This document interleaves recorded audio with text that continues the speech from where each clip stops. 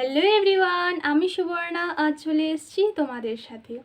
তো merit list সংক্রান্ত তোমাদের অনেক প্রশ্ন ছিল যে মেরিট লিস্ট কবে বেরোবে, মেরিট লিস্ট কেন আসছে না এখনও।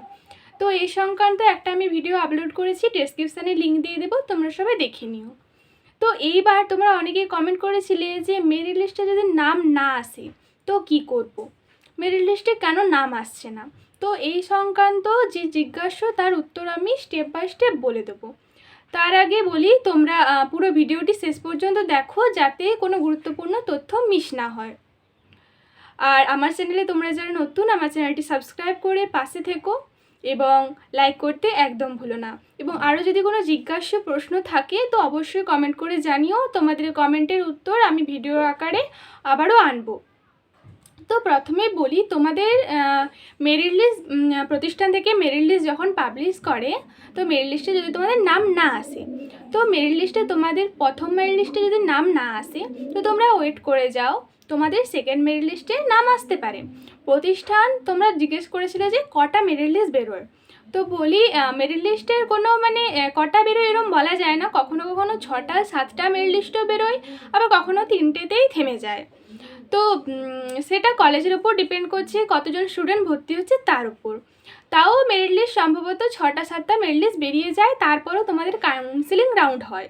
তো ফার্স্ট মেরিট লিস্টে তোমাদের যদি নাম না আসে তোমরা হতাশ হও না, তোমরা ওয়েট করো, সেকেন্ড মেরিট লিস্টে তোমাদের নাম চলে আসতে পারে।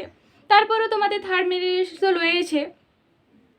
এবার বলি যে মেরিট লিস্ট অফিসিয়াল যে আপডেট তোমরা চেক করতে থাকবে, মানে শুধু যে West Bengal board of primary এডুকেশনের যে ওয়েবসাইট সেই ওয়েবসাইটটা নয়, যে কলেজে তোমরা ফর্ম ফিল আপ করেছো সেই নির্দিষ্ট কলেজের একটা ওয়েবসাইট রয়েছে, সেই ওয়েবসাইটে ওরা নোটিশ দেয়, সেই নোটিশ তোমরা চেক করতে পারো। অনেক সময় কি হয়, মেরিট লিস্ট বেরিয়ে গেছে, তোমরা নাম হয়তো তোমাদের আসেনি, কিন্তু কাউন্সিলিং রাউন্ড হয় যেখানে, সেইখানে কি হয় আর মেরিট লিস্ট পাবলিশ হয় না, তোমাদের নাম কিছু কিছু ক্ষেত্রে কলেজে হয়, সব কলেজে হয় না। তবে তো কি হয়, কাউন্সিলিংয়ের সময় তোমাদের ডাকা হয় এবং কিছু প্রশ্ন করা হয়, সেই প্রশ্নের এরকম জিজ্ঞাসা হয়, তারপর সিট যদি খালি থাকে মানে সিট ফাঁকা থাকলে তোমাদের চান্স নিয়ে নেওয়া হয়।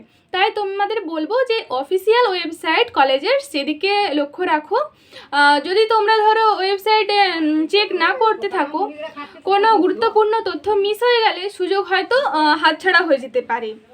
তো আরেকটাও কথা বলি, তোমাদের হয়তো ধরো না পার্সেন্টেজ ঠিকই আছে, মানে মেরিট লিস্ট যেগুলো পাবলিশ হয়েছে কলেজে, যে কলেজে তোমরা ফর্ম ফিল আপ করেছো বাকিদের নাম পাবলিশ হয়েছে কিন্তু তোমার নাম পাবলিশ হয়নি, কিন্তু তোমার পার্সেন্টেজ নাম্বার সব কিছু ঠিক আছে, তো কী কারণে তোমাদের নাম আসেনি? তো এর কারণ হতে পারে ফর্ম ফিল আপের ভুল। অনেক সময় কি হয়, হয়তো ফর্ম ফিল আপ ভুল হয়েছে, কোনো ডেট অফ বার্থে ভুল, কিংবা ফর্ম ফিল আপে কোনো বানান ভুল, কিংবা কাস্ট সার্টিফিকেট কোনো হেরফের, ওই কারণে ফর্ম ক্যান্সেল হয়ে যায়। তো ফর্ম ফিল আপ তো দেখলে ডিএলএড দীর্ঘমেয়াদী প্রসেস, অনেক দিন ধরে ফর্ম ফিল আপ হলো, প্রায় 2 মাস কিংবা 2.5 মাসেরও বেশি ফর্ম ফিল আপ চলেছে, ফর্ম ফিল আপের ডেট বেড়েছে তো বেড়েছে, থামেইনি, তো এখনও পর্যন্ত মেরিট লিস্ট পাবলিশ হয়নি। তো তোমরা যখন ফর্ম ফিল আপ করছো মানে ঠিকঠাকভাবে দেখে শুনে তাড়াহুড়ো না করে ফর্ম ফিল আপ করার চেষ্টা করবে। এবার যাদের হয়তো ফর্ম ফিল আপ ভুল হয়ে গেছে তো তাদের ডিএলএডের ক্ষেত্রে খুব একটা এডিটের অপশান দেয় না, তো সরাসরি ফর্ম ফিল আপ করলে এবং ভেরিফিকেশান তারপর মেরিট লিস্ট ডেকে দেয়। তো কোনো কোনো ক্ষেত্রে এডিট অপশান দেয়ও কোনো বার।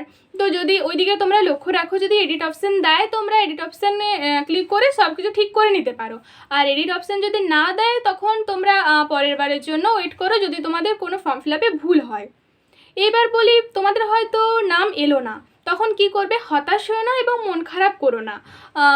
সব কাজে যে সফল হতে হবে এরকমটা নয়, কিছু কিছু কাজে ব্যর্থতাও হয়, কিন্তু ব্যর্থতা থেকে শিখতে হয়। এই যে তোমরা 1 বছর এই যে ডিএলএডের জন্য ফর্ম ফিল আপ করেছো, হয়তো ভেবেছো গ্র্যাজুয়েশন করবো না বা অন্য কোনো কোর্স করবো না, ডিএলএডের জন্য শুধু ডিএলএডের ফর্ম ফিল আপ করেছি আর অন্য কোনো কোর্সে ভর্তি হয়নি, তো আমাদের এই বছরটা ল্যাপস চলে যাবে, তো কী করবো? তো বলি যে টিচিং রিলেটেড যে কোর্স হয় ছোটোখাটো কোর্সগুলো কিংবা কম্পিউটার কোর্স 1 বছরের মধ্যে তোমরা করে রাখতে পারো, এই পরের বছর যখন ডিএলএডে আবার ফর্ম ফিল আপ হবে তখন তোমরা ফর্ম ফিল আপ করে নিও। এই যে টিচিং রিলেটেড বা কোর্স কিংবা কম্পিউটার কোর্স কিংবা অন্য কোনো টেকনিক্যাল কোর্স যেগুলো আছে, তোমরা ডিএলএডের পর যখন টেটের ইন্টারভিউতে যাবে তখন তোমাদের এটা অনেক সুযোগ দেবে।